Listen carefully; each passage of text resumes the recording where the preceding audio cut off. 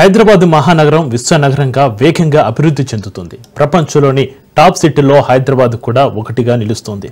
London, New York వంటి ప్రపంచ స్థాయి నగరాలతో పోటీ పడేలా హైదరాబాద్ను తీర్చిదిద్దాలని రేవంత్ సర్కార్ భావిస్తోంది. ఇప్పటికే హైదరాబాద్, సికింద్రాబాద్, సైబరాబాద్ ట్రై సిటీలు ఉండగా నగర విస్తరణలో భాగంగా ఫ్యూచర్ సిటీ పేరుతో 4th సిటీని కూడా నిర్మిస్తున్నారు. దాదాపు 20,000 ఎకరాల్లో ఈ future city రూపుదిద్దుకోనుంది.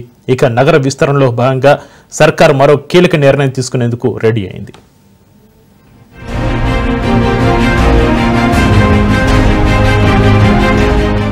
Greater Hyderabad municipal corporation పరిధిని పెంచాలని భావిస్తోంది తెలంగాణ సర్కార్. ఔటర్ రింగ్ రోడ్ వరకు జీహెచ్ఎంసీని విస్తరించే అంశంపైన దృష్టి పెట్టింది. 20 మున్సిపాలిటీలు, 7 కార్పొరేషన్లను గ్రేటర్లో కలపాలని భావిస్తోంది. ఈ క్రమంలో సాధ్యాసాధ్యాలపై ప్రత్యేక కమిటీ ఏర్పాటు చేయాలని ప్రభుత్వం యోచిస్తోంది. ఇప్పటికే మున్సిపల్ శాఖ ప్రభుత్వానికి ప్రతిపాదనలు పంపించగా త్వరలోనే నిర్ణయం తీసుకోనున్నట్టు సమాచారం. జీహెచ్ఎంసీ కాకుండా ఓఆర్ఆర్ లోపల 20 మున్సిపాలిటీలు, 7 కార్పొరేషన్లు ఉన్నాయి. గ్రేటర్ హైదరాబాద్ నగరంతో పోలిస్తే అభివృద్ధిలో ఇవన్నీ వెనుకబడ్డాయి. నగరం వేగంగా విస్తరిస్తున్న క్రమంలో ఓఆర్ఆర్ వరకు ఒకే విధంగా అభివృద్ధి చేసేందుకు వాటిని సైతం జీహెచ్ఎంసీలో విలీనం చేయాలని రేవంత్ సర్కారు భావిస్తోంది.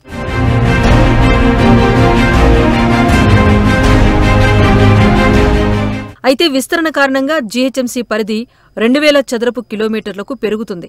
భారీ విస్తీర్ణం నేపథ్యంలో పరిపాలనకు సంబంధించిన సమస్యలు తలెత్తే అవకాశం కూడా ఉందని అధికారులు భావిస్తున్నారు. పాలనాపరమైన ఇబ్బందులు తలెత్తకుండా జీహెచ్ఎంసీని 2 లేదా అంతకంటే ఎక్కువ భాగాలుగా విడగొట్టాలని యోచిస్తున్నారు. ఔటర్ పరిధిలో ఉన్న మున్సిపాలిటీలు, కార్పొరేషన్లను జీహెచ్ఎంసీలో విలీనం చేసిన తర్వాత దీనిపై నిర్ణయం తీసుకోనున్నారు. 20 మున్సిపాలిటీలు, 7 కార్పొరేషన్ల గడువు ఈ నెలాఖరుతో ముగుస్తుంది. వాటికి ఎన్నికలు నిర్వహించేలోపు విలీనానికి సంబంధించిన సాధ్యాసాధ్యాలను అధ్యయనం చేయడానికి ప్రభుత్వం ప్రత్యేక కమిటీని ఏర్పాటు చేయనుంది. కమిటీ ఇచ్చే నివేదిక ఆధారంగా విలీనంపైన సర్కారు నిర్ణయం తీసుకోనున్నట్టు సమాచారం.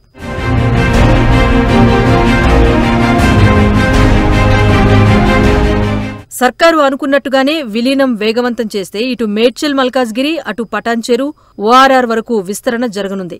అయితే విస్తరణ అనేది అభివృద్ధి చేసే విషయంలో ప్రభుత్వానికి ఉన్న ఖచ్చితమైన కార్యాచరణ అయినప్పటికీ ప్రజలకు ఇబ్బందులు తలెత్తుతాయని అంచనా వేస్తున్నారు అధికారులు. జీహెచ్ఎంసీలో ఉన్న నగర ప్రాంతంతో పాటు నిన్న మొన్నటి వరకు గ్రామాలుగా ఉన్న ప్రజలు సైతం ట్యాక్స్ సరిసమానంగా చెల్లించాల్సి వస్తుంది. అందుకు అనుగుణంగా ప్రభుత్వం ఆలోచన చేసి ప్రణాళిక సిద్ధం చేస్తే ప్రజలకు ఎటువంటి ఇబ్బందులు ఉండకపోవచ్చని అంచనా.